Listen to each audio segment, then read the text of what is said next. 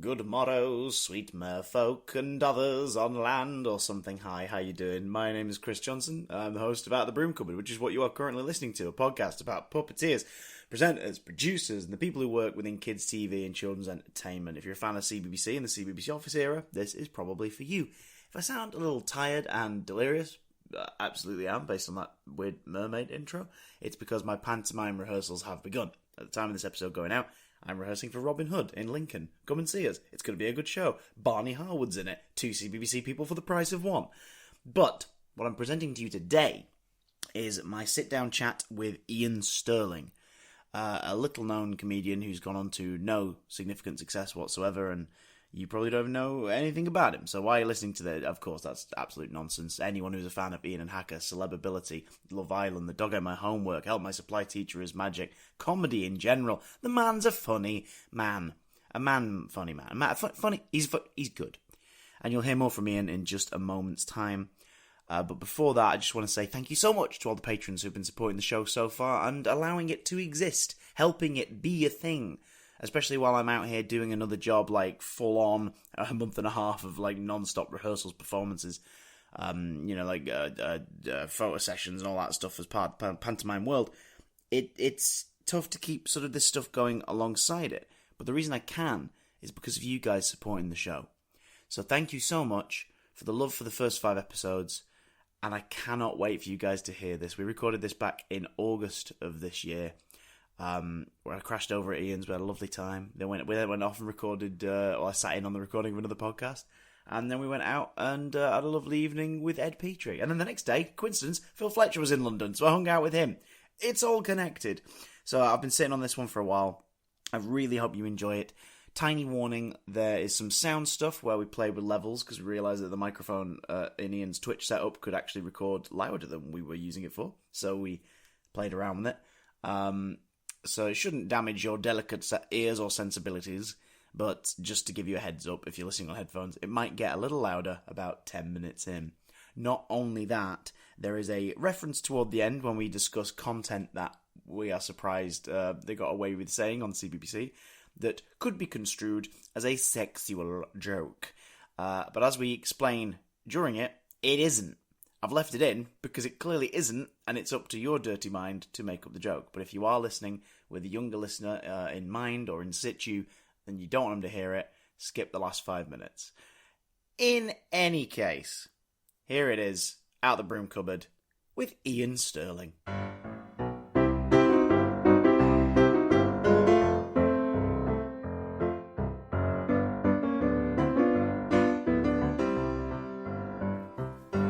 Come with the digital version as well?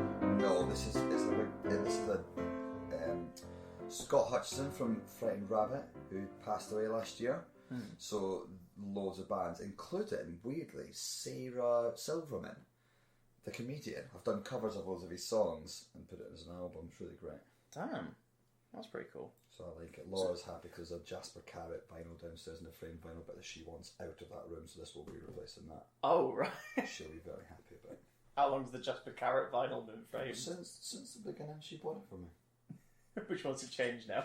Yeah, this is cool. Does it have Jasper Carrot's face on it? Is that it does. It's his first. I like it because it's like one of the first ever like stand-up specials, essentially. Yeah, it's quite cool. But not everyone thinks it's cool. I think Jasper Carrot's cool. He was in The Detectives, which got a shout out in an Elvis Costello song. So there you go. Swings and roundabouts. We've got loads of time. Time for what, Ian? Chatting. Maybe on a podcast. Yes. That has already started. Is this it now? Yeah, we're already in it. This is very American. It's in a way. I'm now worried about what part you start at because we were saying some pretty horrific stuff. I'll miss out the stuff. A mere 30 seconds about murder and you are more than allowed to listen to this ahead of time and approve and disapprove of certain things. I refuse to put any more work into this than is absolutely necessary. Well, you've already gone above and beyond for me as far as I'm concerned because you are a busy bloody man. I've got a few things on. You've got quite a bit on at the minute. Yeah. But spoke the other week and you just said to me, if you're confused as to why this is really casual, by the way, I've already introduced you and said what's happening. I do a little bit. It was saying like Adam Buxton walking his dog. summing it up. I've already done that. I've listened to one so far of this. I listened to Phil's one in that very egotistical way of, will he mention me? Because I mention him all the bloody time in interviews, and he always texts me and says, "Thanks, cocker." Yeah. I almost play a game of spot the reference to Phil and stuff. You gave him a lot of love on Taskmaster. Because I defended his honour. Because I got to build a puppet. When I had that build a puppet task on Taskmaster, I've never been more certain of winning anything in my entire life. And I nearly didn't, but luckily I went slightly mad, and they awarded me 5 points of sort of pity. It always works. It worked out alright in the end, didn't it? Does he know you've mentioned him in your book yet? Has he got back Probably to not, that? because that involves a lot of reading. I mentioned him right There's at the also end an as audio well. book. He'll not listen to that. Me and Phil have got a wonderful relationship where we won't see each other for a very long time, but when we do, it's like we've never been apart. It's like we still live together. I was going to say, part of that probably comes from the fact you cohabited for a good, worked it out. 2 and a bit years. The first year, maybe year and a half of Ian and Hacker, we lived together and we worked together, and we didn't have any friends in London, so the only time we weren't physically together was when we were asleep, and even then that was under the same roof. In fact, we had a sort of 1-bedroom Bert and Ernie sort of thing going on. But yeah, we're in a little flat, and we just used to play with puppets. I bet that's how he thought of it as well. Like, you were Bert and Ernie. That was his... Well, there was puppets definition. everywhere. The Hob was always covered in dye, because he was always dyeing fleece. Yes. To make different coloured puppet skins. You need to come and see his house in Wigan. Spoiler alert for anyone who's a fan of Phil Fletcher and his characters. He's from Wigan. It is literally it is one giant workshop with a bathroom. There's puppets everywhere. Yeah, absolutely everywhere. Nothing has changed. Me and him are quite similar, and we're sort of like very different but very similar. Even if you look at like my house compared to his house, I have a very small guest bedroom, my bedroom, and the rest of the house has been utilised for work. Yeah. It's just gaming spaces and office spaces. I've got very little time for people staying very... frivolity. Well, people staying, socialising in general. If I talk to people, I generally want to be a number of people, them all facing me and me lit and amplified. That seems to be when I'm the best at talking. I don't really bode well in situations where I am on a level pegging with everyone else. I tend to fade into the background. Should I lean forward a little bit? No, not at all. I just realised that I'm put us at a place where the level is slightly quiet, but that's fine, because if you want to break wind or anything like that, it won't pick up. Can you boost it? I absolutely can. Hello. See, that's peaked a little bit then. Shut up slightly. So we're quite similar. I mean, even now you're on microphone. Yeah, this is alright. And I'm very appreciative of you doing so. This is like, we're having a conversation, but there's a purpose to it, which I enjoy. In a way, well, there is in a way, because here's the thing. The audience so far for Broom Cupboard, as of recording this, 2 episodes have gone out, the 3rd one's about to go out publicly. Phil, Katie, Warwick's the 3rd, right? No, Warwick is the 4th episode, but he was the 3rd to record. This is so You've confusing. been paying attention. You've been paying attention. Ed Petrie's episode. We're meeting him tonight, Chris. We're seeing him tonight in jolly old London town. London town. And then Warwick's is coming out, and then there's one that, as of this, I've not announced yet. And then this is November. So this is happening in November. This is November. You're chatting to the future right now. FIFA 20's out. FIFA 20 is out. That's so I'm already in tights rehearsing Panto. So it's, Call of Duty's out. Yeah. Which is still a slightly less cooler prospect when I describe that I'll be playing it whilst wearing tights, rehearsing for Panto, but all the same. What Panto character are you this year? I'm Will Scarlet in Robin Hood. Will Scarlet? Yeah. Is he not quite heartthrobby? Usually. Apparently. How are you going to do the heartthrobby bit? I don't know. I, as of this recording, I have not seen the script. I'm given the breakdown of the scenes. And I don't mean that as a personal slight. Not at all. I just mean, given both of our performance techniques, I'm a very clownish man. Neither of us lend ourselves to being the heartthrob. I don't know. At 17, I played Dorian Gray in a stage adaptation of Picture of Dorian Gray. I think I saw a picture of that in your Instagram. You had eyeliner on. Yes, there was eyeliner involved. And you were worryingly thin. Yeah, mostly because I was not eating properly. Oh, so that was, That's not ideal, but is it? not for the role. I was just an idiot who didn't do well at scheduling and timing myself. That's not why I eat badly. Ah. So I've got no time, so I just eat things that come in plastic bags. It's usually food. Astronauts eat stuff from plastic bags, so that's fine. They do. The fatties. But they don't feel it because they're floating around up there. They're okay. Iain Bartholomew Erogenous Stirling. Yes. It is protocol so far for me to chart everyone's life and times leading them to the world of kids' TV. But the thing is with you, kids' TV has been one chapter in a variety of different things that have happened over the last 10 years. So I'm going to cut straight to that a little. I just realised, you can do this. That's look, that's louder now. Oh, that's alright. That's good. Is that weird that becomes louder? I think you should keep this in at all different levels. If I put it back, it's just... No, it's fine. That's good. I'll tell you what, turn down a little bit. One. Sorry, because I don't just look at the bars and go, ooh, I proof listen. So I go through everything. You could say anything you want now and I could edit it to sound like something else. Scum! Just words. Is that the worst you could think of in the Scum. moment? I'm trying not to swear at the minute. That's fine. You can if you want. Not because of this podcast. It's a genuine thing I'm trying to do. For real?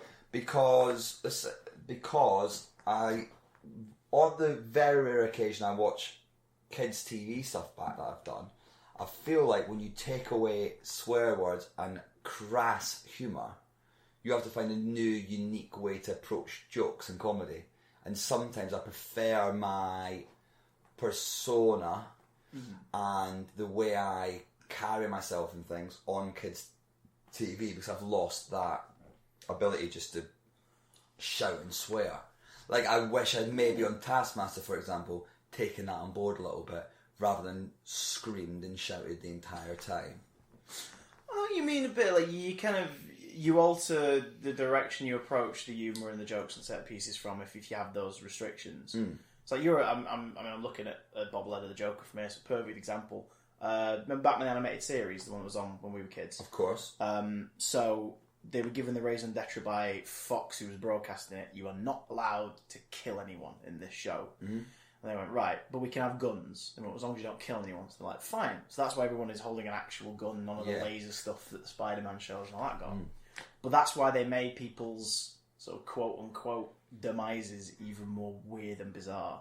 Because they wanted to, without just saying that person's dead, imply very heavily that person's dead. Yeah. So all the Joker's victims, they just lay there, massive grins, not blinking.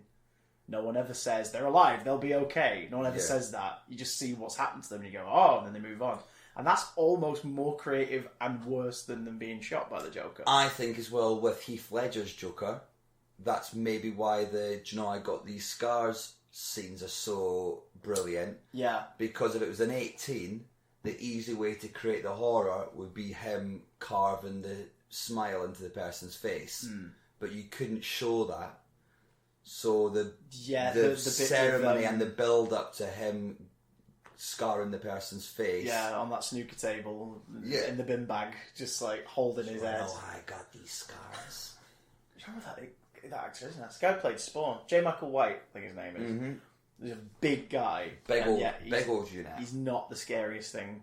Getting ripped apart by Heath Ledger, doing a sort of Tom Waits impression. Yeah, I think it was you actually who sent me, or you shared on social somewhere, that link of like just a Tom Waits interview at some point, and it is, you listen to it, you go, yes, that's the Joker. Tom Waits, for the younger listeners, is a very brilliant musician. His late 70s stuff is so mad and bizarre. I love it. And if you YouTube interviews with him, he speaks like Heath Ledger's Joker. It's really weird. It's got like a deeper timbre, but you can almost hear him smacking his lips. Yeah, it's good. Freaky stuff. So yeah, I think sometimes what can't be said is more interesting than what is being said. In terms of language and restrictions and stuff, you studied law at uni and then went into comedy. Like, was that? Did you feel like sort of your voice as an individual was sort of restricted by the path you chose, or no? Well, as in, because I was a lawyer, I couldn't be rude at comedy? Not so much, but just like you'd kind of designated a way for yourself and then went, I don't really want to do that. Like, I feel enclosed. Because, like, you've said before, like, you didn't enjoy law. No. It wasn't. Well, I didn't. Do you know what? Weirdly, I didn't. And you're in good company. Like people like Rich Fulcher also like studied law and went. It was more, I want to do funny stuff. It was more for me. I didn't realise I didn't really enjoy it until I'd done comedy, and I realised what it felt like to do something you enjoy. In my school, it wasn't the most ambitious place in the entire world. I still remember very vividly. Peter, when we were in primary 6, got asked by our primary school teacher what he wanted to be when he grew up. And he said he wanted to be a footballer, and he was a very good footballer. And my primary 6 teacher said, what about being a postman like your dad? Oh, that's so we weirdly scathing. Yeah, it's bad, right? There was never any... You kind of get the point they're making, but it just sort of... sounds like a backhand. Honestly, I remember it so vividly. I remember him even saying, like, but think about it, you'll be done work by about 11. Like, that means anything to a 10-year-old. So there was never any like drama or like push to anything, and I done okay at school, like okay enough that I could do law at university. And then the reason I done law at university was because there was nothing at school that interested me enough that I thought I want to study that all the time for 4 years. So I done law, and I thought I liked it. I genuinely thought I liked it. And then in my final year at university, I started doing stand up, and I was like, oh, this is what it feels like to like enjoy something and be passionate about something. And then doing law became nearly impossible because it felt like such a frivolous process. Yeah, and especially because you like you said, you'd realised like this is actually where I want to go. Yeah. This is the thing I want to do. That has been. Did you think it had been a wasted 4 years? Or? No, not at all. Because again, university. I met people that done things like that. No one done drama or there was a music department in my school. It was pretty good, but nobody did acting or comedy, or you never think that was a thing to do. And I went to university, and there's all these people that done stuff like that, and I met all those people, and I met all my best friends, and it was amazing. I loved uni as well because it meant I had 4 years of like messing about and being like a kid. I think there's a real rush with the younger generation now to get stuff done quick, be successful quick. Yeah. You see people like winning Grammys when they're 20 and stuff. Jeez. And you want to get really successful really quick, and actually that's not really realistic. And also, if you do achieve what you want at a young age, where do you go? You talk about this like, and I'm going to sound like an infomercial. You talk about this quite a bit in your book. Available in all good stores. Not ready to adult yet, and not or adult yet. It's a real sticking point. That I say adult. I think because adulting is the how noun. you open the book. The verb.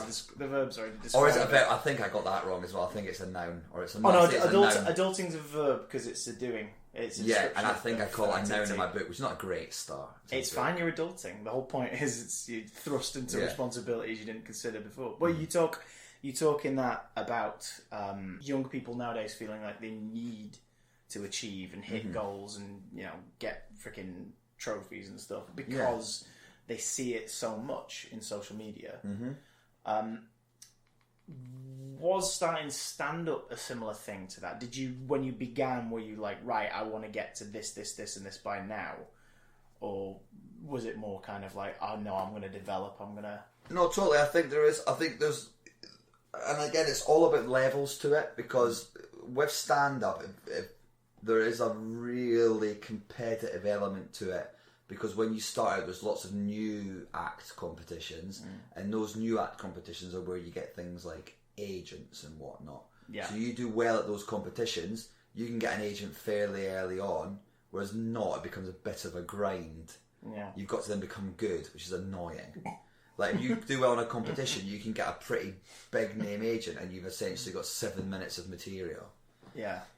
If you don't win those competitions, you've got to wait till you're a fully fledged comedian, which can take years. So it's a nice little head start. So it's a very competitive world. And then you get an agent, and when you're young and you're new, I don't know what it's like if you started comedy later in life. I don't know, maybe you have more perspective. I'd like to think so, but I wouldn't know because I started really young. You just think, I've done well in these competitions, I've got this agent, I need to be on live at the Apollo. tomorrow, I'm ready, and then you watch your stand-up back 5, 6, 7, 8, 9, 10 years later, and you think, wow, I was not ready. That is not good.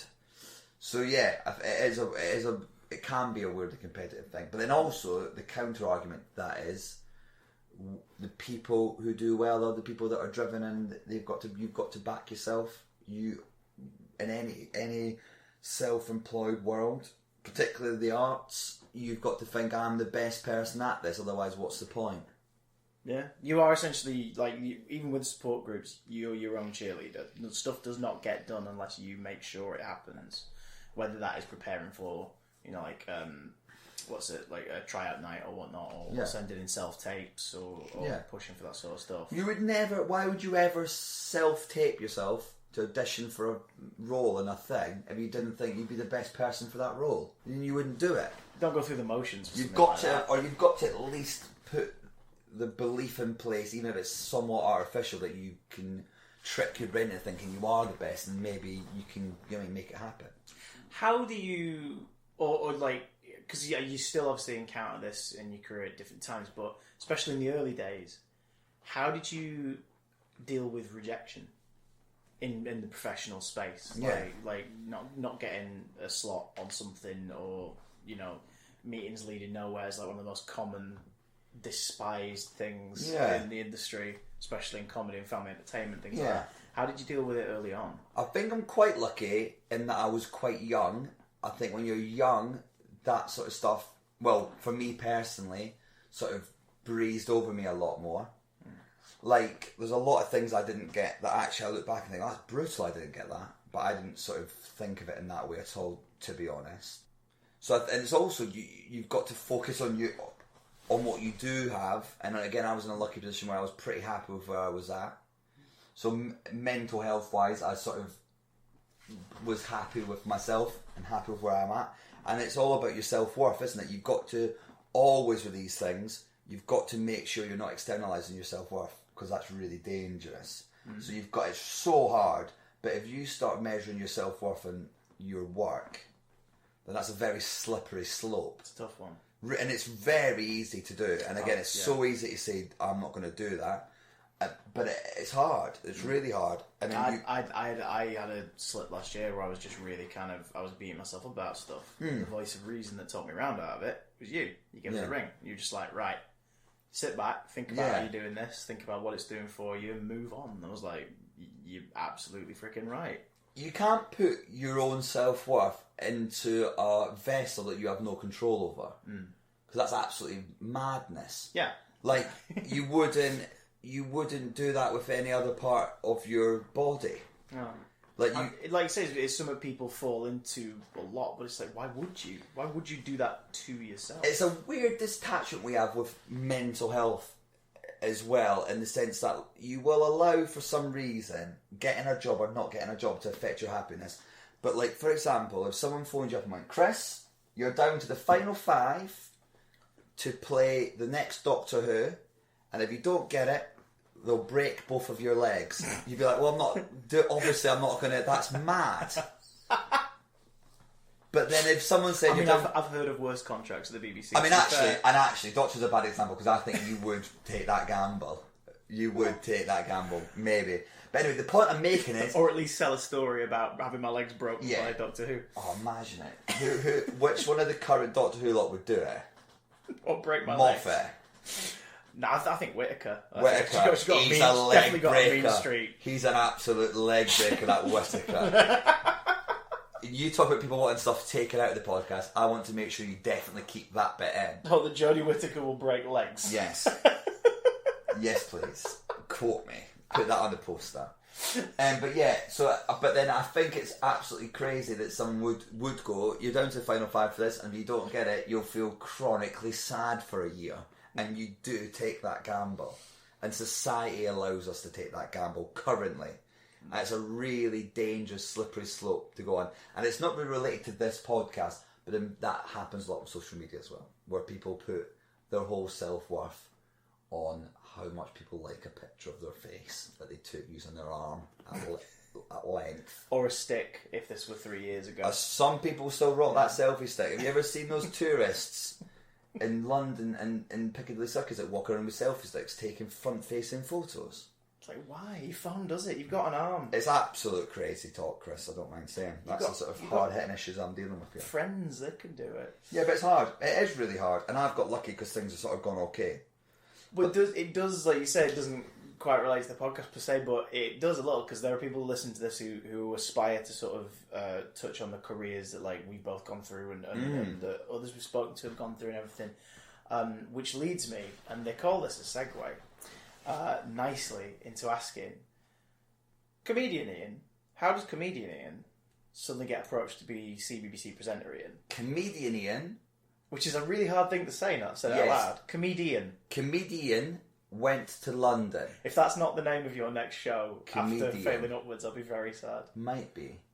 So comedian Iain, or comedian, went to London and done a gig up of a pub in front of several CBBC employees. Okay. And there was lots of quite well-known comedians there. I remember distinctly Chris Ramsey didn't show up, and someone asked me if they had his number. But Chris Martin was there, not the Coldplay not one. That one. The comedian Chris Martin. Nathan Caton was there. Another comedian called Ian Smith was there. There was lots of brilliant London comedians. And I remember, because they were all great London comedians, in London you do like 7 gigs a night. But I just come down for the one gig. So they all left, and I stayed afterwards and chatted to a woman called Christina Brown, who was Ed the Duck back in the day, and was the boss of CBBC Continuity. Which is a wonderful mental image when put that way, that Ed the Duck was in charge of the present day. So had you come down, was it a showcase specifically? Or yes, it was a CBBC showcase that was on a comedy forum that no longer exists, I don't think. I think it's literally called comedyforum.co.uk or something. Yeah. So I went to that, and then it went sort of okay. And then they asked me to come down to audition again, and I said, it's too near my exams. I can't come down. There's no chance. I can't do it. And they said, will you be in London at all in the next few months? And I was in the final of Paramount Shouldn't Come in the Year. Paramount Comedy Channel, which is now Comedy Central. Yeah. So, for argument's sake, Comedy Central Shouldn't Come in the Year, which was at the Comedy Store in London. So I said, I'm going down for that. And they said, if you audition in the afternoon, we'll pay for your flights. And at the time, I had no money. So CBBC, whether or not things went further from that point, I paid for my flights to London, yes. It was the final, there was 3 of us auditioned. So I went down, and my audition was probably the same as you. You had to do a scripted link. Yeah. An ad-libbed link. Yes. And then you had to write your own link. Sort of. I had a slightly messed up version after that. Because I had 2 auditions. Here's a question. Did they audition you at any point? Did you have a screen test prior to getting the job at any point with a puppet? Yeah, this was with a puppet. Okay. Was it with Oucho or Dunstan? Dunstan the Brain. Okay, right. Because the pattern here at this point, I imagine why they were going for the showcases would have been to do with Ed's employment and Holly's specifically. They had a pattern at this point of hiring stand-up comedians and people who dealt with live comedy. Exclusively stand-up comedians. Yeah. This was in... It's down in Jefferworth Theatre, but... 2009 was when stand-up comedians took all the presenting jobs from presenters. Yeah. Now reality TV stars take all the presenting jobs from presenters. But back in the day, it was the stand-up comedians that were making presenters' jobs difficult. So, yes, it was with Dunstan the Brain, Adam, who was the puppeteer, and he had the job. Yeah. He had the job as far as I was concerned, I think. And they were trying to find someone to present with him. And then I done the scripted one, I done the ad-libbed one, and I hadn't written a script one. Okay. Hadn't had time. Didn't do it. And they said, you can go into the office, write one and do it later. And I said, it'll be rubbish. So didn't do it. I mean, at least you were honest. Just like, it's 2 on the fly. That's killing me, but I can't be I'll bothered. do the 2 of the 3. I think also in my defence, I was 20 years old and I was about to do a gig. Yeah. A competition at the Comedy Store. So I was also probably just really nervous about that. That can happen. I remember that audition didn't... Someone I auditioned opposite was keeping their eyes on numbers for something that evening in the final screen test for President, and that you could tell that was throwing him. So Yeah, that would definitely. Well, at least you were honest about it. But It's then I like, think also, me and my partner have talked about this a bit. I think it was actually quite handy that I didn't want that job that much, because sometimes I feel like all the stuff I've really wanted I haven't really got. There's that sort of desperation doesn't let you perform at your best. The whole point of especially kids presenting is it's that being at ease and being comfortable and being yourself. Yeah. So it's when it becomes natural to you, and if you're not as bothered by it, you are naturally more relaxed. So maybe that helped. But I remember I thought that had gone really badly, and then I went to the Paramount Student Community Year competition, and I got beaten by Tom Rosenthal Okay. from Friday Night Dinner and Plebs. Yeah. One of my very good friends, and the joke of the night was a joke that I'd heard him do on YouTube and told him to do, and he'd done it that night, and he got joke of the night, and he won the competition. And I remember I was in a So you're hostel. like, hey Tom, hi, how you doing? Well done. Yeah. Can I have 10%? Basically, so I was sort of gutted where I'd come second in that competition. That audition hadn't gone well at all, and I was in the hostel with my dissertation very behind schedule, and I was sleeping next to a man who had left his puffer jacket on and was sleeping with his eyes open. What? Sorry. I went back to a hostel, and there was a man sleeping next to me in the hostel, and he didn't take his puffer jacket off, and he had his eyes open. Was he asleep or I was think he he was dead? a vampire. Oh, And I got really sad. I got really sad. And I went back to London and I didn't hear anything for ages. And then they phoned me up and said, we might want you to come back down again because we're not going to use Dunstan, the brain, anymore. We're thinking of Basil Brush. Have I ever told you this bit? I don't think I'd heard that he was considered, but that's all I've heard. So then, this is pure on the grapevine. I do not want to badmouth the legend that is Basil Brush, because I was pumped. Basil Brush is a legend. But what I heard in the grapevine is the people in charge of Basil Brush watched all the audition tapes and went, those amateurs are not getting near Basil Brush. No one there is going to be the next Mr. or Miss something. So then Basil Brush pulled out. That's a sentence I'm definitely putting on the This is the only podcast where the phrase Basil Brush pulled out is an absolutely acceptable thing to have happened as a sentence. And then Christina Brown, who was the boss at the time, her husband was the boss on a TV show called Scoop. Yes, yeah, right. Starring Okay. Barry from EastEnders and Yeah. Hacker T-Dog. Version 1. Version 1. 1.0. Who was originally Andy puppeteered Heath, by yeah. Andy Heath, yes. And he didn't talk, he growled and grunted. I know Phil's dealt with this in depth, so we'll not get into that too much. But then, long story short, I hadn't heard for months. I genuinely thought nothing more about it. And then one day, about 3 weeks before my exams, I was in the library, my phone rang, Christina Brown phoned me and said, congratulations, you've got the job and you'll be presenting with a dog called Hacker the Dog. And I got very excited. Yeah. And I watched tons of Ed and Oucho videos. Because they're all on YouTube. Loads. Do you think that was the right or the wrong thing to do by the time you got into the studio? Probably the wrong thing to do for the first 2 weeks, maybe longer, because we tried to do what they did. But I think the whole team tried to do what they did because they were so good at what they did. Yeah. Scripted stuff. Yeah, their style was the sort of the more surreal, Not even surreal, but just anarchic but weird kind of. from a technical approach, it was heavily scripted, thought through. There was a world that would develop and had rules, Guest characters and guest as well. characters and Yeah. little running jokes. Whereas me and Hacker, I think, is more like an episode of The Simpsons. No matter what happened that day, everything returns to normal. Yeah, there's a reset button at the end of Yeah. every afternoon. Because you guys did, over the years, you did dabble with story and character stuff. But that's here all and we did there, at the start. But yeah, it took a while to get to the casual kind of, you two are... Well, it took about a year and a half of us always doing it wrong. You think it was that long? Do you think? Well, maybe, but a year and a half before we just stopped even having script meetings. Maybe, yeah. I think by the time the move up to Salford, there was that more kind of completely laid back vibe they asked us to the Ian and Hacker machine. Yeah, and I don't mean this as any disrespect. Because of contracts, they would make us come in at 10 o'clock in the morning, but they wouldn't give us a laptop, and it was what's called hot desking. If you don't know what hot desking is, kids, it's where bosses say, "Oh, hot desking, You can sit wherever you like. It's explorative exercise. Then after 3 weeks, the boss goes, sit near to me or you're going to mark you as late. That's what hot desking is from my experience. Yeah, it's so pretty much the same here. Me and Phil basically floated about an office for 3 hours a day until lunch, annoying people. So we weren't trusted with a laptop and we didn't write scripts. And then by the end, we just got emails. So yeah, it started with, we'd have a storyline like, there was a hole in the roof and a bird flew in the hole. Then the bird made a nest.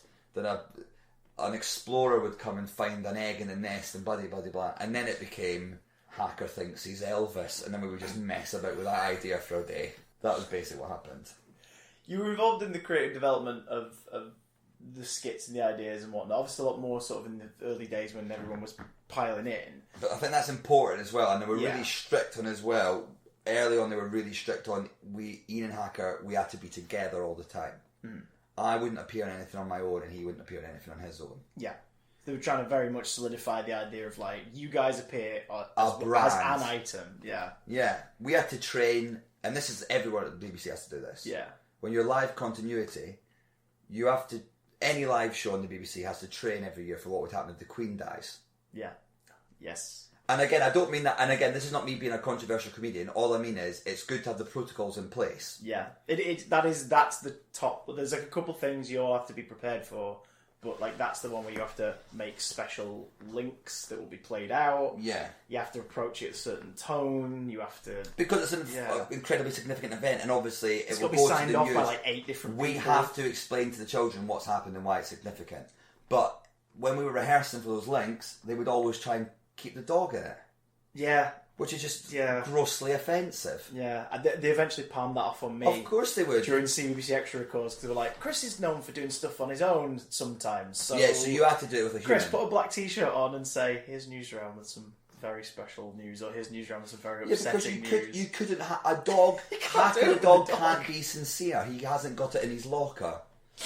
As a character, never mind just the image of a man being serious and a Muppet next to him. Phil, as a human being, doesn't have it in his locker.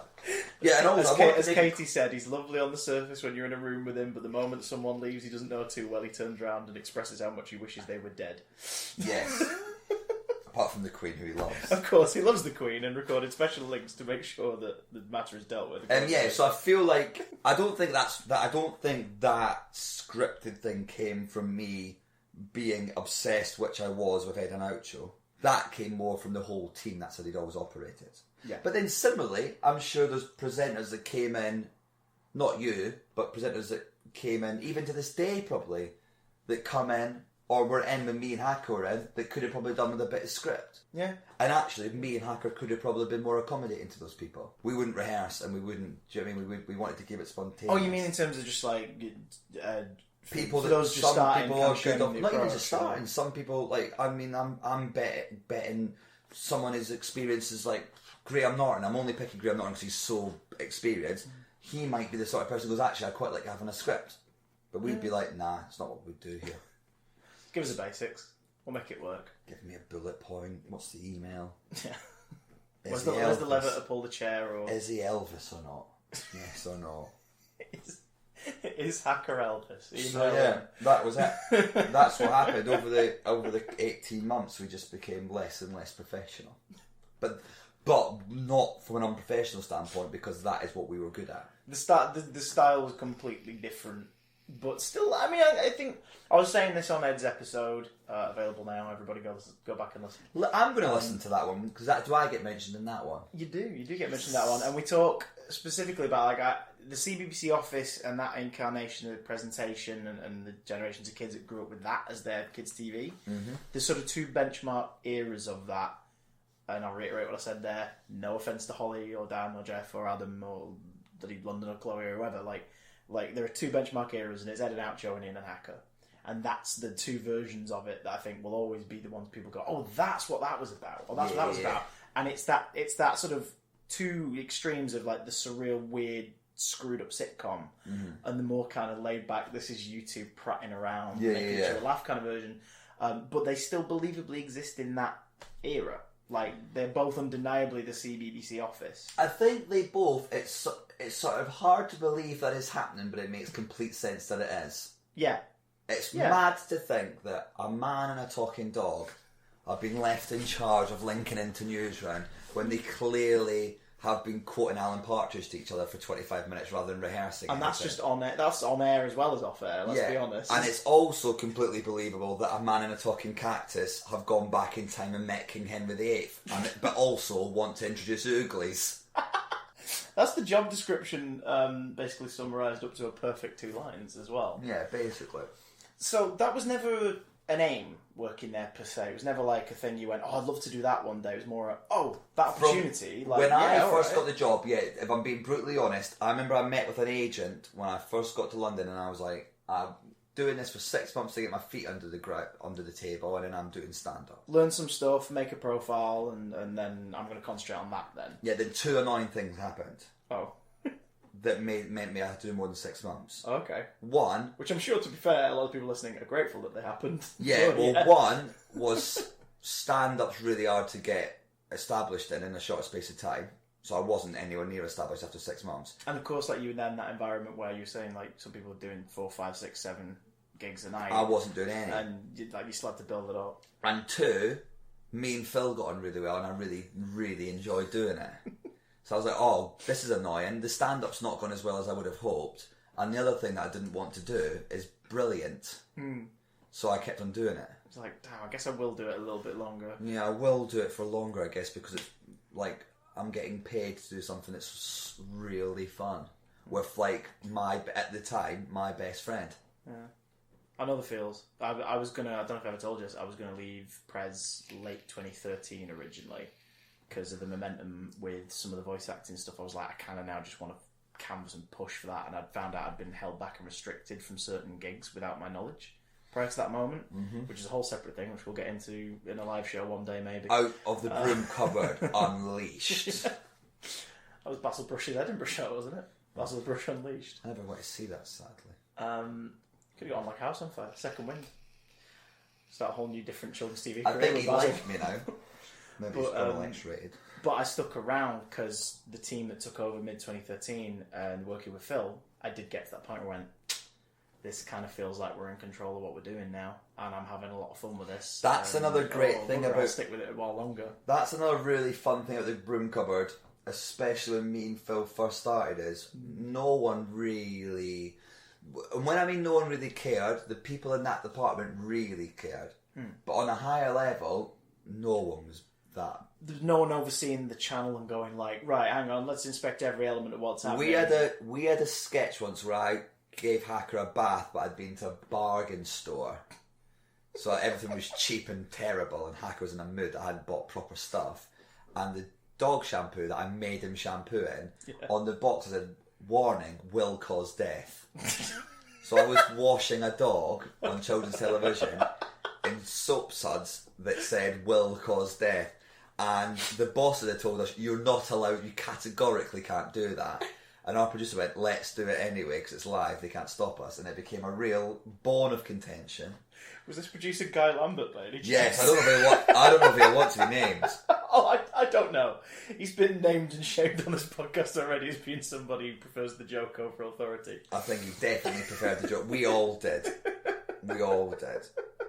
I think as you get older, I now quite prefer the authority. Yeah, well, I see. I'm still in that middle thing where I'm like, I would always push for whatever gets the laugh more than whatever gets the kudos. I think it depends what's your primary creative outlet, because I've always got stand-up. So with television, I'd much rather get on with the team that I'm working with, get the job done, and get the job done and have an enjoyable time doing it, and maybe compromise it slightly.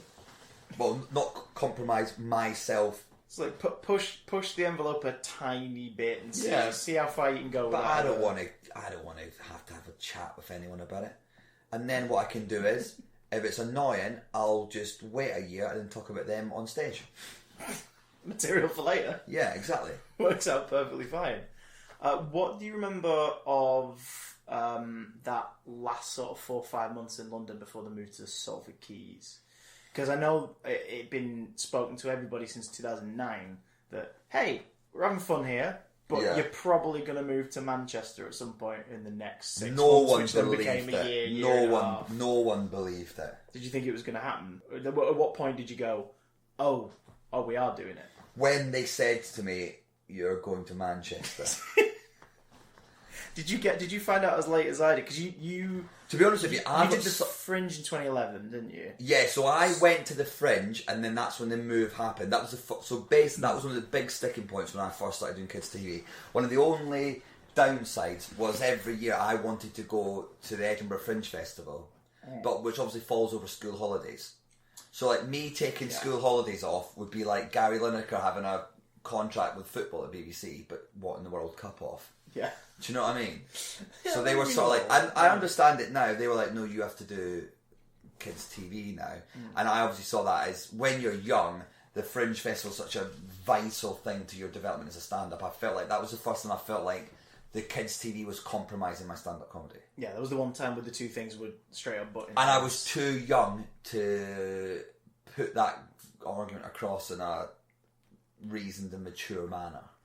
Did you just send them a big letter? Just didn't talk to them through Hissy Fit. Just through Hissy Fit for a day, and then annoyed everyone, and then got on with it. Was 2011 your first Fringe then? Yes. Yeah, because you would have done 2009 at Prez, wouldn't you? Yes, it was. And 2010, it was you, because 2010 was when I feared for my job because they split everyone up into a million 20 teams, and then I was going on holiday and didn't know if I'd have a job when I got back. Yeah, because 2010 was when I was going to do a show with Josh Widdicombe and Ivo Graham, and I was really excited. And then they said I wasn't allowed to do it last minute, so I had to pull out. But then my friend Davey C, who's a brilliant comic, he took my place. But I remember that vividly. 2011, I went and done a multi-bill thing. Yeah, it was 4 of you, wasn't it? Yeah, a guy called Paul Curry is like a sort of like Steve Martin in the 80s, like sort of maverick clown sort of guy. Brilliant. Harry Kondabolu, who'd done the Netflix series The Problem with Apu. Yeah, that was amazing. It's so brilliant. And he's got a stand-up special as well, which is fantastic. And Phil Wang, who then went on to be my flatmate. It's quite circular to think about it, because I was living with Phil Fletcher and then I ended up living with Phil Wang. You only live with Phils? I only live with Phils from different continents. Yeah. Never the same continent of a Phil. You have a checklist, like a bingo card. I need an American Phil for my next flatmate. Would you settle for being in a flat with a picture of Phil Hartman? Would that do it? That'll do. That'll be fine. Get one in this office. But yeah, so the Simpsons connection going. That's why I don't think I remember the move that well, because was it you that had to deal with all the rehearsals? Because I remember there was a team in London, right, and there was a team in Manchester. Yeah, I was told flat out mid-June in September you were living in Manchester, and I was like, I've got a 2-month cool down on my flat. Like you couldn't have told me this sooner. But maybe that was because of me going to Edinburgh Fringe Festival, so I do apologise. No, not at all. Not at all. I think it was. I genuinely think it was just poor management on the press side at that point, because it was, again, I think the move, they got the go ahead, and then it filtered down to everyone eventually in each department. Yeah, you're going to need to move, or your contract's up. Do you want to do this or the other? So I ended up doing the summer holidays. It wasn't all day, I don't think. No, it was all day. It was all day. It was a morning and an afternoon shift for the summer holidays. It was me, London Hughes, and Warwick Brownlow Pike and Phil from time to time, and we all sort of split up and covered that summer halls. Yeah. And then me and Phil were sent up for 4 days to do fake links and pre-record the first AM links in the Salford studio. Queen, and you knocked out a few more Queen ones just in case. I mean, we probably actually did. Probably did. Just in case, the same way that, we're in a new studio, we don't want it to be jarring. The same way there's a hacker in a box somewhere at L Street Studios or a nuclear fallout. I didn't know about that until you mentioned it on this podcast. It's really weird. I just hope someone who works there has found it, realised it'll never be used, and has taken it home. That'd be a better thing to, I'm not endorsing theft. But when you've got an $8,000 bunch of Amtron fleece and a sack in a box. I left one of Phil's puppets on a bus once. Do you not know about that? I remember this. We're filming Scooby-Doo sketches. I remember this. And who was it? Do you remember which puppet it was? It was Melvin O'Doon. Oh my god. Oh, yeah, it was the Slammer. The Slammer's Melvin O'Doon. So for those who don't know, Melvin O'Doon's a BBC Radio 1 DJ. He used to be in Dick and Dom in the Bungalow, and he's in the Slammer. Bungalow alumni. And when he quit the Slammer, a wizard turned him into a puppet. So Phil made the Melvin O'Doon puppet. And I was... So his last episode, he just did some voiceover and was like, am I done? Loads of voiceover, he was out of there. I was left in charge by Phil Fletcher, who put him in a Tesco bag. Thousands of pounds worth of... It was Phil's first BBC commission, I think, like proper one, like outside of press. You'll make the puppet. Yeah, sure. Okay, great. Tesco bag. And then we were filming Scooby-Doo sketches. We used to film these Scooby-Doo. I was always Shaggy. Zoink, Scoob. And then... Still got it. Still got it. Still bloody got it. And went into work. And as I got in, Warwick went, where's that? Phil said, can I see that puppet? Because he was obviously excited to see the puppet. Yeah. So Warwick's the other puppeteer. He was like, can I see the puppet Phil made? And I went, well, I'm not going to say what I went because it's going to be swearing. I want it to be not swearing. And then basically I was on the phone to TFL for about 3 hours whilst dressed as Shaggy. Yeah. So I'd be like, Zoink, Scoop, we need to go to the bar. And I'd be like, hi, yeah, so it came in it was on the 220 to White City. And so a Tesco. And then Warwick had to go, someone's obviously nicked that. If I've seen that, I've nicked that. But anyway, they like, found it. You're a puppeteer. They found it. So yeah, on our lunch break, we went to Willesden Green bus station and they sat him in a chair and they gave him a sandwich, which I thought was a bit weird. Mostly because they'd gone through your bag, essentially. Imagine finding that though. I can't believe I got it back. So yeah, anyway, the point I'm trying to make is that whole move to Manchester is a bit of a blur for me because I don't really, because I left. It was actually amazing for me. I got to be away for the 5 weeks that it happened. Yeah, you kind of, you went off and then came back to just a different locale. locale. I'm sure I got a little bit of time off as well to do All of Us America. All over the place, that travel show with Ed Petrie, only because I remember me and Ed were speaking in a New York accent the whole time. I can't do it now. I couldn't do it then. But I remember my partner at the time, we had bought a house and she had to sort the whole house. So I walked into this house going, my ex-wife! This has got a third bedroom like my ex-wife! And the guy was like, how is this kid being able to buy a house? This is crazy. Like, I don't know, hey, I'm looking. So it was around, because that was around a few months into the Manchester thing, so I definitely had... Yeah, I think... How long did you go out for the States? Were you out for a couple of weeks? Or that might have been pre-Edinburgh. No, it can't have been. That must have been after Edinburgh, It was a few months after. Yeah, because All Over the Place Series 1 was 2010 recording, Series 2 was 2011. Your encyclopedic knowledge, Chris. I'm autistic, it's a superpower. I retain useless information. Ask me my mum's mobile number. What's your mum's mobile number? I've got no idea. Oh, ask me what issue the Sandman debuted in Spider-Man. When did the Sandman debut in Spider-Man? Issue 4, obviously. 1963, keep 1963. Up. You know, great villain. 4-panel cover. He just wanted to see his daughter. Well, not in that. But in the film he did. In the great motion picture. In the comic, he didn't. He was a prisoner. Yeah. An escaped prisoner. Is that right? That's right. Yes. Yes, I do. I read comics as well, actually. But actually, annoyingly, weirdly that relates because all my comic book collection is in. I left it in the attic. It's no word of a lie. I left it in the attic. I'm talking. Well, you saw mine. It's not your size. It's sizable. It was a substantial. I left it in the attic of the Manchester house. Oh, so that's not somewhere where you can write back. There's still part of me that goes, "Can I have a look in your attic?" Because I think there's about $7,000 worth of comic books up there. Probably more now. Because a few of those, unless they've been damaged. Well, it depends. Did you bag and board them? I did, but of course I bagged and boarded. There you go. They'll probably be fine. Probably fine. Probably still be at least an 8.1 on the thingy scale. It'll be fine. The old thingy scale. So right. Yeah, that was it. That's what we used to always do, didn't we? On our lunch break, we'd go to HMV and buy graphic novels. And I'd buy T-shirts because I never had clean clothes. My favourite thing about being next to the Westfield Television Centre was going in and just popping into HMV and being like, right, go and watch the 2 for £10 DVDs. But mostly because I think whenever me and Phil arrived in there, it was just this whirlwind of noise. And the staff eventually got used to it and kind of laughed with it. And it became the oh, here comes trouble thing. I have often wondered whether or not their lives became significantly less interesting after August of 2011. I think a lot less stressful. You think it caused more trouble than I don't we think alleviated? They wanted us reading comics out loud in the different characters' voices. You may think that. I probably agree with you. Yeah. So the move to Salford happens, and Ian Hacker is a dead cert at this point. Like it's part of the furniture. Swing. It is the face of the BBC One tie-in links. We done the last ever link on BBC One. You did, yeah. You did, which was a pre-record because we used to do a live one, didn't we? There was always a live. We done a live one. There was pre-recorded ones with the CBBS, the final ones, but me and Hacker done the last because we used to do them live on BBC One. Yeah. And I used to get the most complaint I ever got was that I sounded drunk.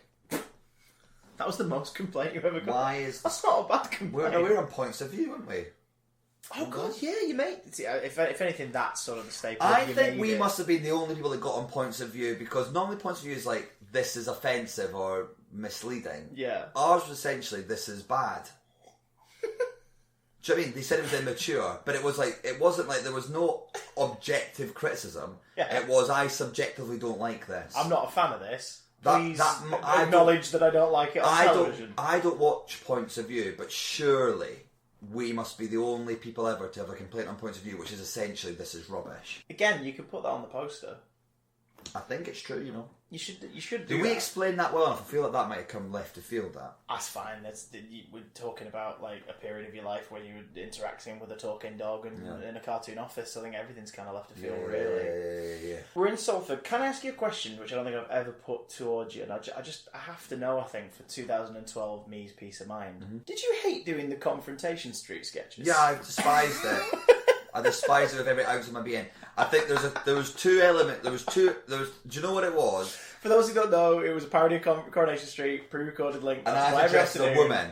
Was that one of the two, like, I hate it. points of contention? I hate dressing up. I hate dressing up, and I hate doing voices because I can't do them. But if anything, I think that made Elsie Hate Raisin even more enjoyable character. Was that my character's name? Elsie Hate Raisin. That's so good.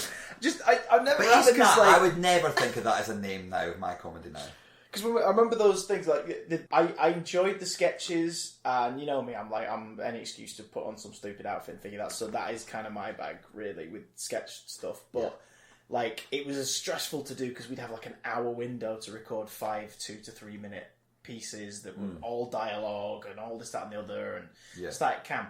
But I just remember those things thinking, are you alright? Is it okay? Are you alright? I wasn't okay you always had, like, concentration face, but at the same time, like... At that point... If a take went wrong, you're like, oh. At that point in my life, I was not okay. So dressing up as Elsie Hate Raisin was not helping. So I was getting to a stage at CBBC. It got better towards the end, where I started to, and this is not fair on the job. I started to resent CBBC because I felt it was getting in the way of my stand-up comedy, which again ties into all the things we're talking about at the beginning, where I felt like I should be like Jack Whitehall, and instead I was dressing up as Elsie Hate Raisin. She's a beloved institution. So I shan't hear you speak of it. So that Confrontation Street sketches was a crossover of loads of things. First of all, it would be, they fitted it in an hour that would have been an hour I'd have off. Yeah, it was always like 10:30 on a Thursday morning, so or something, where you're not needed in the studio normally till like 2. I'd have to come in it hours early, on an already quite long day. Mm-hmm. I'd have to learn a script, which I hate doing. I'd have to dress up, which I hate doing. I'd have to do an accent, which I hate doing. All of this now, as an older man, I know comes from insecurity. I don't like doing accents because I didn't think I was any good at them. I didn't like reading the scripts because I didn't think I could do it. Mexican is legendary. But I now like doing all that because I know it's bad, but I'm comfortable. I wasn't comfortable with myself, and it was that thing of, I got into stand-up thinking I was going to be like the next Bill Hicks, and I would just see myself dressed in this outfit, especially when we had to film it with like a guest. Because the guests tend to be like children from the dumping ground. So I was a guy in his mid-20s, dressed as an old lady, talking to a puppet dog and like a 12-year-old girl, just going like, what has happened to my career? Like, what is going on? And none of that is fair on CBBC because it was good content. But I was taking out all my frustration, so what I was doing was being deliberately difficult to work with because I was being miserable, because I wasn't happy, and I was putting my self-worth from external factors, and my self-worth at the time was an old lady on a street in front of a cardboard door. If it's any consolation, I think your performance was akin to Shelley Duvall in The Shining. Because you were driven by your emotions to create the most hateful lady on Confrontation. But it also shows you how actually, and again, you would write the writers off. You'd be like, "This is rubbish," because you're in your early 20s and you're a comedian. You're like, "This isn't funny." But actually, they wrote that character that worked because they had a miserable 20-year-old man.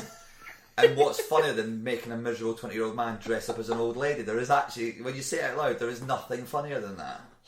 Are there any sketches or like bits and pieces that would go on over the years that stick in your mind as like that was my favourite? Not from Confrontation Street, genuinely, because I can't. No, but not because it was good. Yeah. But I really, really loved and remember doing it and just thinking it was so out there and different. Was the Tracy Barker stuff we used to do. Yes. So it was like a Tracy. I mean, it wasn't even a Tracy Beaker pastiche. There was a sketch where Hacker worked in a supermarket.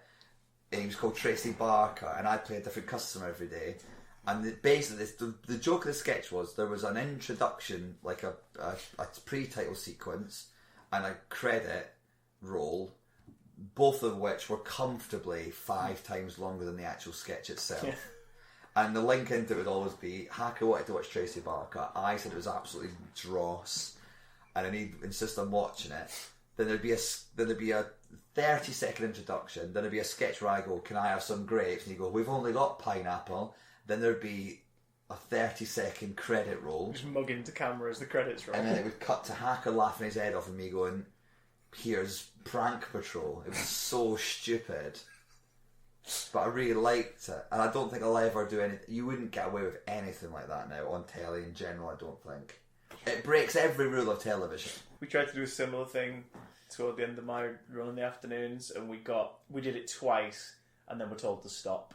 What was it? By the execs. It was a character called Rancid Frank, and there was no reason for it. It was just welcome back to this and the other, blah, blah, blah, blah. Before we did that, we're just going to check in with Rancid Frank, and then it was a minute-long title sequence of just me slowly being wheeled past as this character past the camera. So for a minute, I had to keep not a straight face, but like not laugh as this thing played. The titles asked a question, it came to him, he'd answer it, and then the same thing would play in reverse with a different theme song, and then would come back and we'd be like, quality content, here's this, that and the other, and move on. And after two, I think it was like 2 of them we were told, please stop. See, a couple of years ago we would have... 2 years back, Tracy Barker would have been dominating the airwaves. We would have dragged Rancid Frank out for a couple of years. 2 links a day. Saves us any work. Mouldy Frank. He would have been absolutely sodding the stuff. Yeah. So as this is out the broom cupboard, I'm not going to focus too long on, for now anyway, because we can always get together again, but I'm going to not focus too long on post-CBBC stuff as a whole, but I do want to do like a bullet point, like, hey, what's next? And how did that inform this? And where did that come from? This, that, and the other.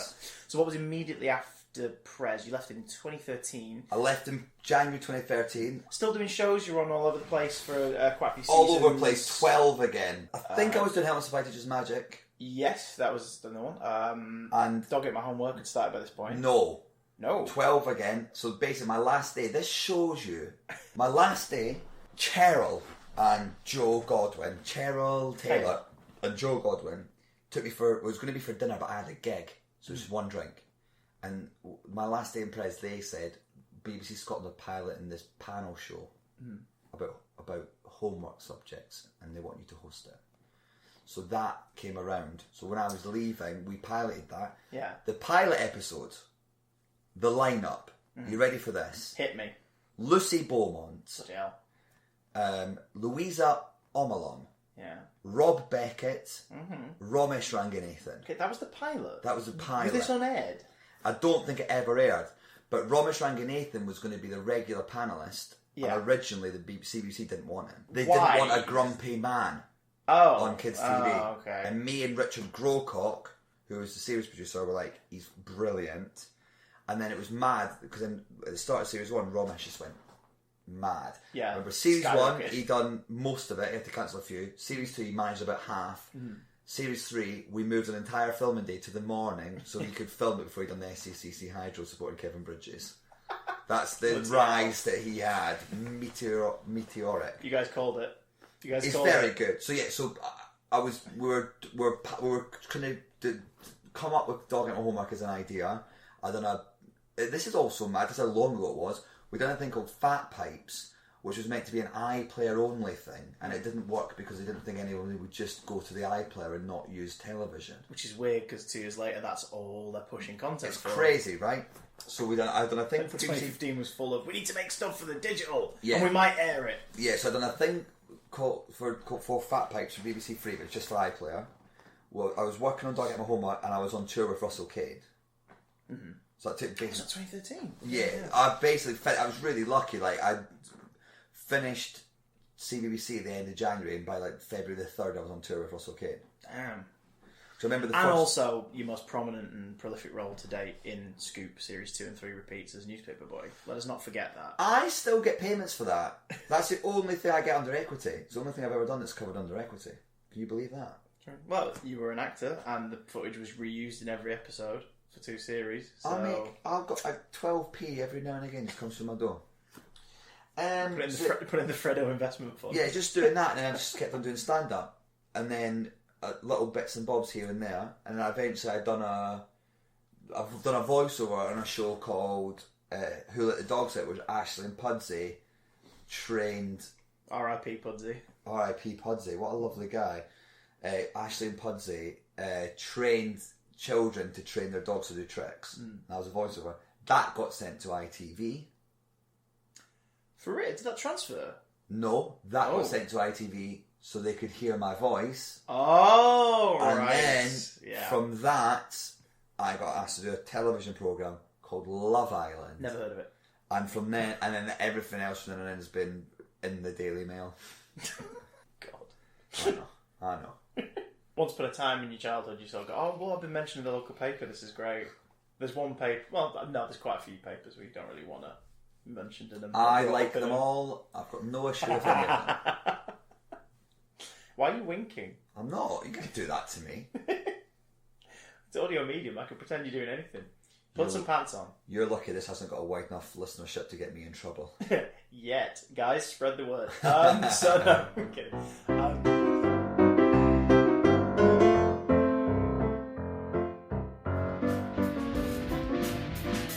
Hello, I'm Matt. And I'm Chris, and we're the hosts of The Big Damn Cast, a weekly pop culture podcast full of nerdy news and geeky gossip, available every Thursday on iTunes, Spotify, and SoundCloud. But that's not all. That's right, Chris. Why are you laughing? We're expanding to create regular video content, and we need your support.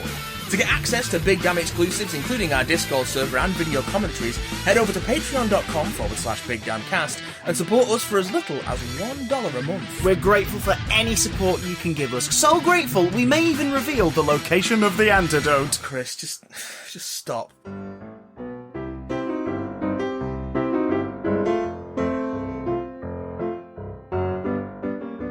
Okay, so Love Island, first series you did was 2015, 2016? I'm guessing so. We've done 5 now, so it must be 2015. Yeah. 15, 16, 17, 18, yeah, 15. And this is the second incarnation of Love Island, isn't it? Yes. It was Celebrity Love Island in the early mid-2000s. Yeah, Paul Denan, not George Best, that would have been impressive. The other Best. Callum Best, etc., etc. This is incarnation number 2. How was that pitched to you? Was it like... we just want you to voiceover, or was it we kind of want you there creating it? Honestly, out of nowhere. Like a phone call from my agent. I was sort of like that Fat Pipes thing hadn't worked. Don't get my homework was happening, but like was like a kids' TV thing. Only part of the year as well, and because it's 10 days filming, because it's a panel show, they make a certain amount, and then it's just repeat ad infinitum until they commission a new series. 10 days of filming on CBBC on children's television money is not getting you far. No. 10 months of filming on kids' television money is not getting you very far. Not really, no. Sad, which is a real shame actually. It shows you how committed the people are that do it. It's admirable. So nothing was happening really. And then that just fell out of the sky. And it's very similar to CBC. So I said no to it loads of times, and eventually just... You're like, go on. Phil Wang, this is now the new Phil that I lived with at the time. Phil 2.0. Phil 2.0 said, you sort of go to Edinburgh Fringe Festival and lose loads of money to get this sort of opportunity, so you should definitely do it. So I've done it. It's like, take it out this year, go for it. If you don't enjoy it... If it's terrible, no one needs to know you've done it. Yeah, because it's one and done, in and out. Exactly. For those who don't know, describe in bullet points a day on Love Island. Going at 2:00 PM, which is ideal for me. And actually quite similar to Prez. Yeah. Rock up at 2, get given what you need to be given. I get given the actual episode. I don't watch anything else. Partly because I want to watch it like a viewer, and secondly, when I get interviewed, I can hand on my heart and say, I don't know, I've not seen anything behind the scenes. And then watch the show, and me and a man called Mark watch it all and write jokes about it. And then we record it, and then we sit about for hours on end waiting for the bosses to sign that off. So there's still the kind of that weird waiting period from the upper levels of the decision making and everything, but you... It's not even necessarily decision making, it's just because I can't go home till the whole show's signed off, because if they change anything, they might need to change the voiceover. So what's the latest... And when I say I'm waiting around, I'm not waiting around for them to painstakingly go through my voiceover to say if I'm allowed to do it or not. It's more, I'm waiting for them to painstakingly go through the whole show. Yeah. And then maybe come to... Because they might go, that storyline goes nowhere, take it out, put a new one in, then I've got to redo the whole voiceover. Write some new stuff. Or they'll come to you and be like, we're just not sure about that choice of words on that line. Or they might go, can you change this one joke? And we're like, well, that's a joke that we call back to 3 times. There's only 8 links in this show, and 3 of them reference that joke, so then that becomes a thing. So what's the latest sign-off time? Spanish time. I've been recording episode part 4 when part 1 and 2 are on telly. Yeah. Yeah. Okay, so kind of late turnaround then. There's been a couple of times, it's never happened yet, there's been a couple of times where it has been floated that I would do the line live. Chris would just get you into the broadcast truck and be like, get over that Get microphone. me in the VO booth, patch me through. Jesus, wow, that's... See, I mean... It's never happened. I suppose, really, to me, I hear that, I'm like, God, that sounds terrifying. But then I think about it, I'm like, that's kind of what you'd be doing Monday to Friday anyway, but with your face in it and everything. I remember thinking, when you first walk on television, you cannot believe how it just happens. Like, I remember my first day on Help My Spy Teacher's Magic, when I was doing I used to do like 3 days filming, like doing all the links. And I remember the in first a warehouse line, full of boxes. in a warehouse full of boxes, and I remember the first time it being my management, Avalon, used to do a big Halloween party every year, and me and my girlfriend at the time had stayed out to like 4 in the morning partying very hard, and I was filming at about 7, and I was so hungover, and everyone from Objective had come down who make it, and CBBC and all that, and I read the script like 2 or 3 times, and they went, alright, let's start recording then. And I remember thinking, but there's obviously big cameras and a big team, and I thought, surely there's like hours of rehearsals, and then they were like, just get on with it. Just bash it. And I couldn't believe If you fluff how it, start again. Yeah, I couldn't believe it. It's kind of better almost in a way. Just Oh yeah, through. I mean, it makes total sense now, but at the time you used to assume telly's this mystical beast that you know, rehearse. It's not like film. It's not like studios are throwing hundreds of thousands a day into it. It's not like things that have got money. Such a Body's not come out the trailer, I guess. We'll just pick that up tomorrow. Everyone still gets paid today. It's like the TV is not like that. TV is, they're not doing it. Right, quick, bring someone in and we'll do this. And Yeah, Iain wants a glass of water. Who does he think he is? So, to look ahead to the future, Love Island, do we know if there's another series commissioned? Is it official? I think it's official, mate. I think it's official. I'll double check before I put this out. No, I I say I think. It is official. Then again, if you say it is official, then that is out November, of the world, there's so another they one have in to look at January. it. If this comes out in November, you've only got Christmas and Love Island starts. Oh, is it 2 series next year? DOS. DOS, blimey. And that's again same production schedule of like just under 2 Well, it's in months South -ish. Africa, but it's the same vibe. Oh, nice. Okay, you looking forward to that kind of change of scenery? Or Yeah, I think so. still up at 2 p.m. I'm hoping it stays the exact same. Up to the production facilities. I'm not suggesting you wake up at 2 p.m. I wake up at 1 p.m. I've yawned thinking about it. And also next year, I'm going to get this in now, and I'll reiterate it again in a little bit. You're touring.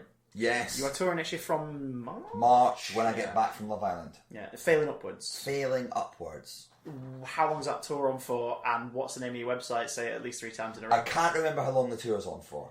A number of dates. It's on all. It'll be near you. You're doing a Lowry date, aren't you? I'm doing the Toward Lowry. end. Yeah, toward the end of the run. The very last show's Lowry, so we can go for a few Swifties after. I Cheeky believe. bevs. There we A go. few sundowners. It's the last. It's genuinely the last one of the tour. Yeah. That's the one thing I do remember. But that's next year, and you can get tickets from... IainDoesJokes.com. That's... IainDoesJokes.com. So you can even wrap it.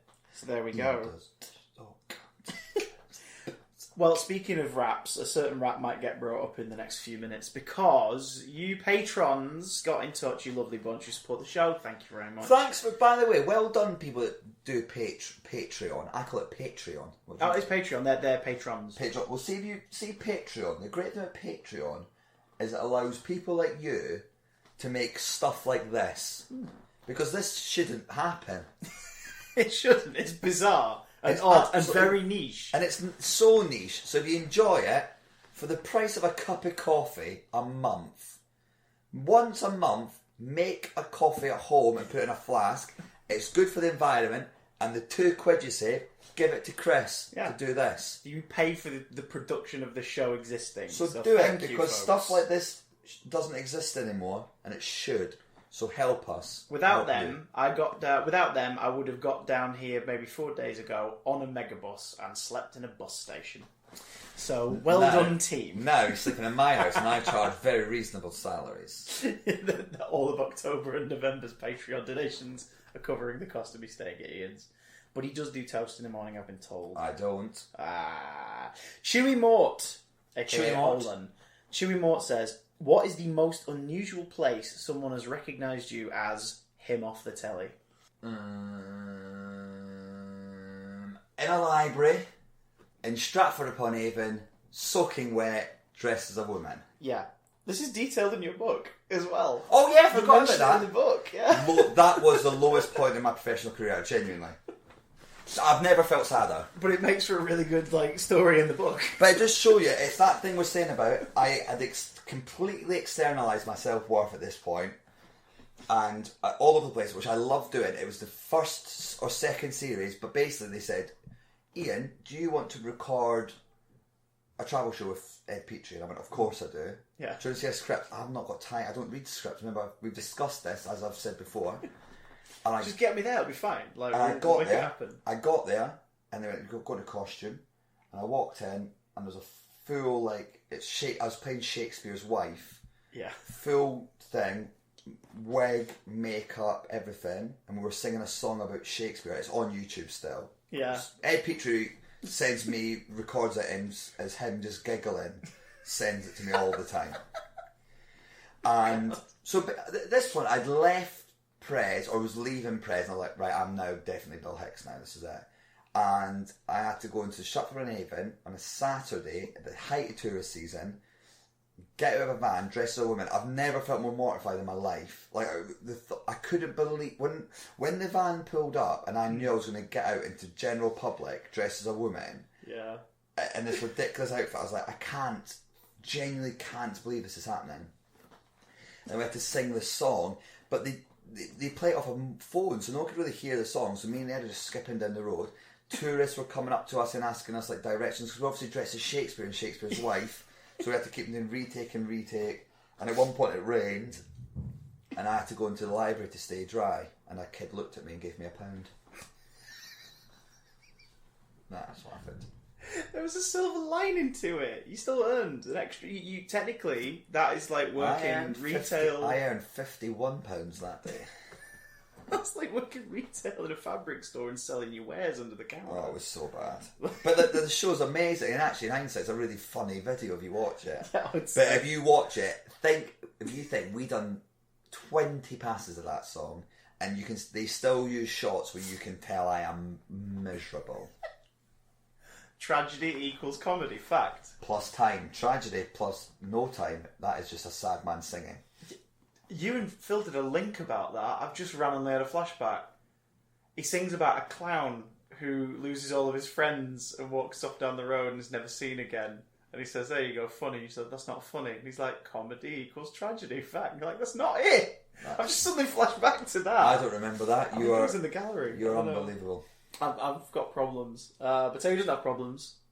I hope. A-Town 2001 Dev says. Question What's for that? Iain. What's that name? A-Town 2001 Dev. A-Town 2001 Dev. A-Town 2001 Dev. What a wonderfully detailed name. I think there might be an extra member of the So Solid crew. Question for Iain. What was your favourite part of presenting CBBC?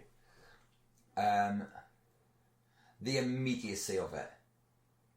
The immediacy of it. Me and Phil, obviously working with Phil is a game changer. And whenever I wasn't with Phil, I was needlessly, which seems to be a theme, miserable about it. But the idea that me and Phil could, one day, me and Phil would be in the house getting drunk, drinking Blue Wicked, and we would decide that your name's Yonko. Right. And then the next Please repeat that now so I can contain it in a soundbite and just send that to everybody who asks me, because it is the most common question. Me and Phil Fletcher were in our flat, and the roof had burst and there was water coming in. So we had to sit on either far thing. And then, This is the flat in Kensal Green. yeah. Yeah. And we said to the landlord, can you fix our flat roof? It's leaking. He went, I've got no money. And we didn't hear from him for 4 months. We just let it leak. It's the flat that features in the man who lived with puppets. If you want to see what my flat looked like, it's YouTube on that. it. YouTube, a man who lived with puppets. So you win some, you drown some. Phil Fletcher started saying your name with a soft J. Johnson. Chris Johnson. Young, and that became eventually Yonkson, Yonko, Yenke, yeah, and then it went from then. So Chris Yonko. That became a song on the channel and stuff like that. Even after you left, It was on your that sign was a cards. thing. Yeah, It was on your sign card. It was on my sign card to the point where I just kind of had to go, yeah, sure, fine, okay, Chris Yonko Johnson, there it is, it's done, Yankee Peg. But you said about the immediacy, like, you two were doing that evening, and then the next afternoon. The next day you came in, we called you Yonko. Yeah, you didn't do it in the rehearsals, just you live did. link, you just whipped it out. And then that was it. We one I remember night. you breaking down one about like, night wetting we- yourself with laughter, and I'm like, what is happening? One day we got really bored and we started drawing faces on cups. And then he became one of the major characters. Harry Tonju. Yeah. And then one day, I remember, bear in mind, this is mine and Phil's thing. Then one day, on a live link, I smashed Harry Tonju, which is a polystyrene cup with a face on it. Yeah. And everyone got, like, so sombre, like at a funeral, and was like, oh, we're going to have to tell Phil. So then I got really worried, because I was like, well, I don't think he'll care. So I ended up phoning him up and going, oh, mate, because I think he's filming Hacker Time. I just smashed Harry Tunji. And then Phil went, well, why are you telling? I don't care. It's a plastic cup. I'll make another one. I remember that afternoon because the whole thing they were saying was like, well, see, if Hacker was there, then he's in on the joke. But Iain just smashed Hacker's friend when he wasn't there. It's like, it's a cup. It's a Hacker cup with a Time had a face on recurring it. gag where it got destroyed every episode. Phil had a cupboard of them that he made. Like, So yeah, weird. I love stuff like that where you could just decide that a cup had a name and that would be the theme for the day.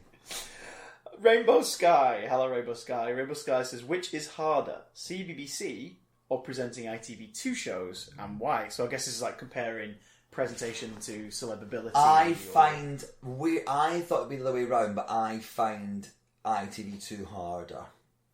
I think, and I don't know why, I've got a natural lean towards kids TV where I just find it quite easy. Maybe it's because Prez is so intensive.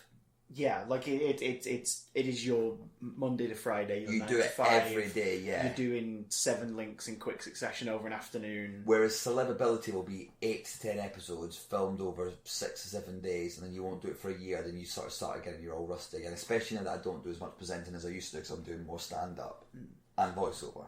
Yeah. But yes, certainly I find kids TV easier. And again, it might be humour wise.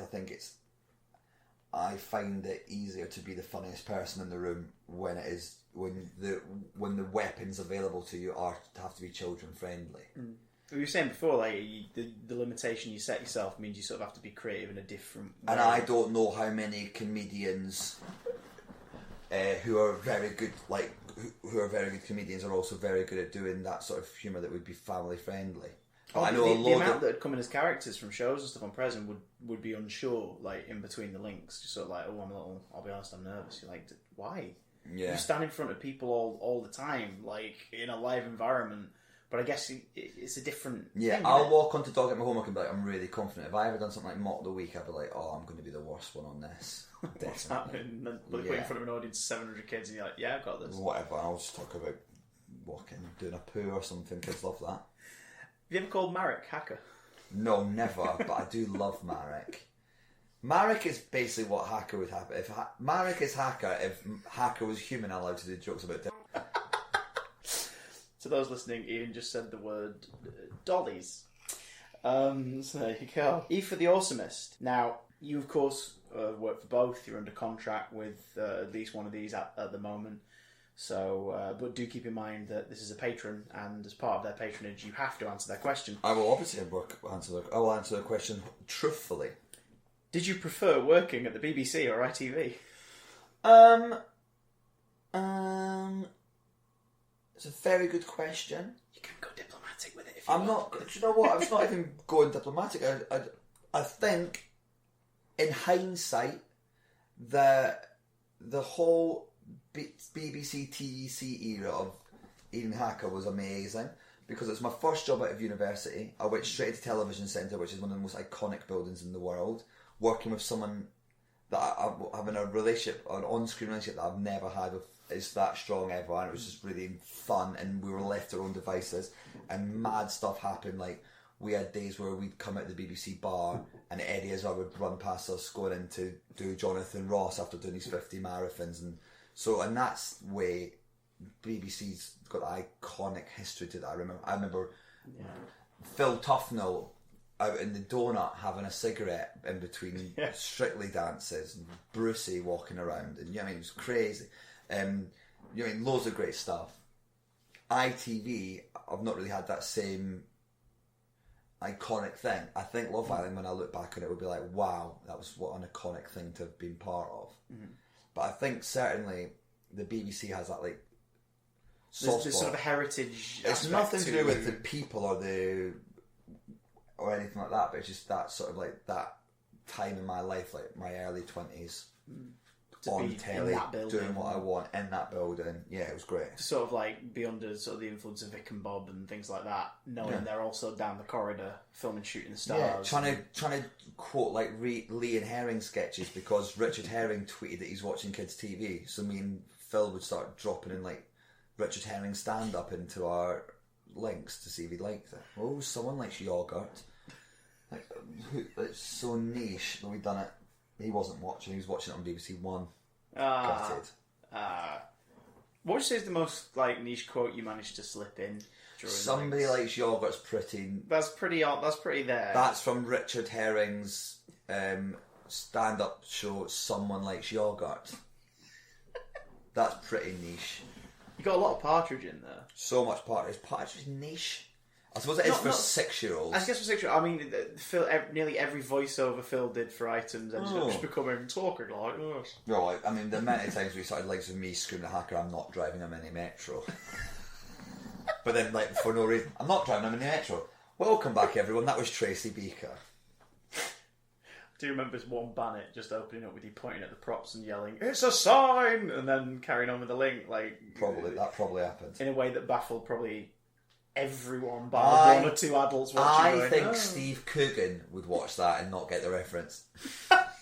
To be fair. Ricky, or specifically Dot Ricky, says, did you prefer working on CBBC in London or in Manchester? Probably London, because it was my home and me and Hacker were together all the time, and I like the amateurishness of the studio, and which, as we discussed before, was just an editing suite with some camera tripods and a small security cameras. They were literally security cameras. Just they were in. actual security cameras. The stuff you'd find on the ceiling at Debenhams. Yeah, on tripods. Basically, yeah. So that, but nothing to do with the people or the work or anything. Just I like the environment again. Right. And like Television Centre's iconic. Yeah. Oh god, yeah. But then Salford will be iconic in years to come. Yeah. I got the lucky thing of tagging on the end of Television Centre where I'd already worked up all the iconic bits. We got to lay out the dynamite, basically, in East Tower. Not literally. We got to walk around going, we're all on the BBC gravy train, Lynn. I wish I was. like when Alan Partridge done when he didn't get his sick. Give me a second series. Yeah. I'm a member of White City. I'm a member of a members thing at White City now, and they've got a big posh swimming pool underneath, and the top floor's got a top floor swimming pool. I might take you there tonight. It'll make you feel so sad. I'll be. Oh, thanks. You're really not a showgirl. No, meaning just because it's remember when we used to get curly fries and do all that, and it was a grotted. It's now like quinoa buffet and leather seats and people with iPads writing screenplays. Oh, of course, because it's gone full circle. It's gone from being a place where TV's made to possibly not being that to no, it kind of is that again now. It is that just with some flats and some sports clubs. Yeah, and a swimming pool, which is lovely. I went there yesterday, hungover, went for a swim, lay down on the lounger, and woke up 4 hours later. Well, I hope that answered your question, Ricky. I can't remember what your question was, Ricky, but do you know what? Thank you for donating to the Patreon, and more people should do it. In fact, if you haven't donated to the Patreon yet, pause this and do it now. Yeah, you swine. Sean's Puppets. Are there any Iain and Hacker moments that you still reference now or get reminded of?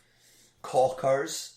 Yeah, I think anyone who has existed in the orbit of Phil has adopted that word into their vernacular, but you definitely have.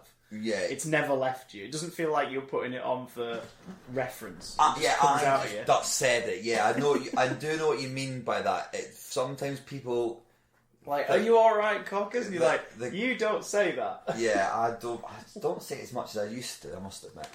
But I used to say, in my last ever link, you can watch it. I always tried to say, you filthy bunch of cockers. And they wouldn't let me. And then on my final link, I said, welcome back, you filthy bunch of cockers. Really emphasised the first syllable in that as well. Really naughty of me. And then you can just see Hacker's mouth doesn't open, but he does laugh. Yeah. And weirdly, what's happening more and more as people get older, chair rap. If you remember chair rap, we used to sing a song called. We only done it once, and which is mad. We done it once on a live link that was never shown ever again. Chair goes up, chair goes down, chair goes mainly round and around. Chair goes up, chair goes down, chair goes mainly. And I went, chair goes up, chair goes down, chair goes mainly around and around. I got my chair from a scrap heap mound. I got my chair from out of town. Yo, let's be specific. My chair is pretty terrific. 2 foot wide. 3 foot high, got no arms, on the sides.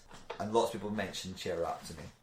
You do realise it was 10 years ago and you just recited it perfectly. Not perfectly, I got a few bits wrong, I'm annoyed about it. I think after a decade, that's as far we're just going to get. Sean's Puppets, the chair rappers come up in the chat, but they also mention they quite often say, help me out, fit, but like a costume. Oh, yes! What was that? Oh yeah, when they drew Hackers' outfits and they wore them. But in case anybody doesn't get that obscure reference, they used to have a feature called "Help Me Out, Fit," and that's how the opening bit went. And Hacker, I remember when Hackers go and bang his arms off his head. I remember we done that sending called Lamppost In, where people would send photos of their favourite lampposts. And one time we got so few entries that I was taking my mum to a West End show that night, and we just got my mum in for 2 links because no one had sent any pictures of lampposts. See, it's hard to market things through social media and even television. Yeah, that's why you should donate to the Patreon. Yeah, to the Lamppost Patreon. Chris Wood, penultimate question. I'm going to go for my regular angle. Mr. Stirling, what's the closest you've come to crossing the line and getting fired from Kids TV? Or to put it another way, what's the thing you can't believe you got away with saying? Biggest one we got in trouble for was when I had a balloon pump and I put the pump in Hacker's bottom and then screamed, I'm pumping you. And then Hacker got an air baby.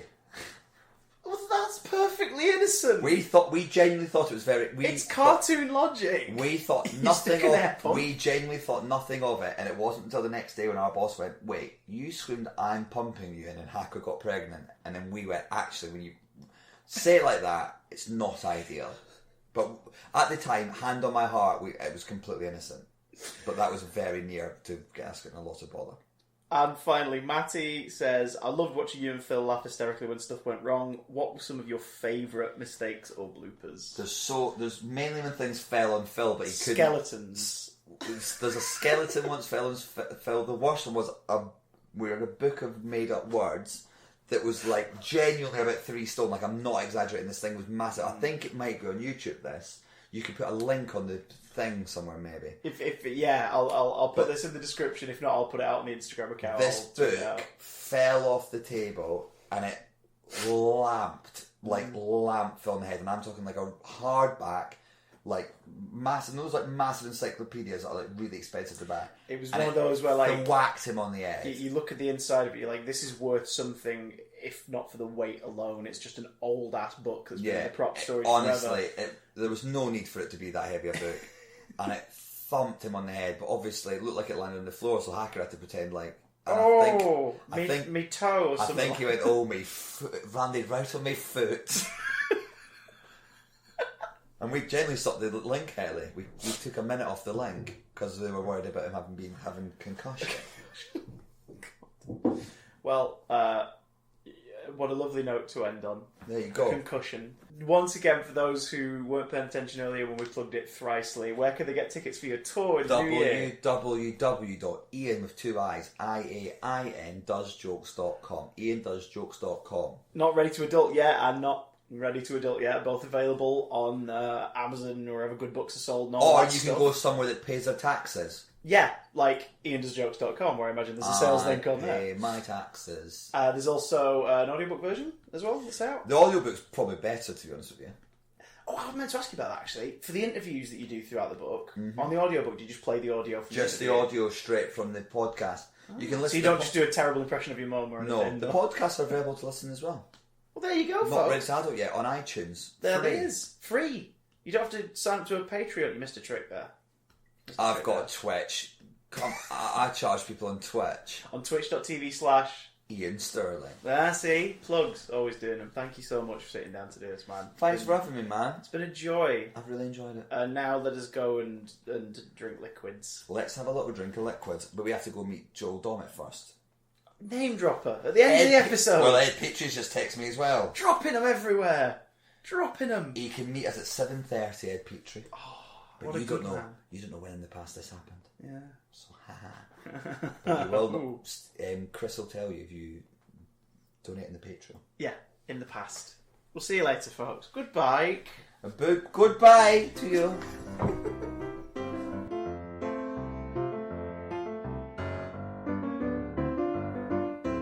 Out of the Broom Cupboard is a Patreon-supported podcast brought together by you. Hosted and edited by Chris Yonko Johnson. This month's guest was Iain Stirling. The theme music is Breaktime by Incompetech. Out of the Broom Cupboard can be found on Spotify, iTunes, and Instagram. Give the account a follow for updates, extra pickies, flashback videos, and if you can spare a couple shekels, head to patreon.com/OOTBC to help fund the show, join the Discord, and get exclusive content. Thanks for listening. We'll see you again next month.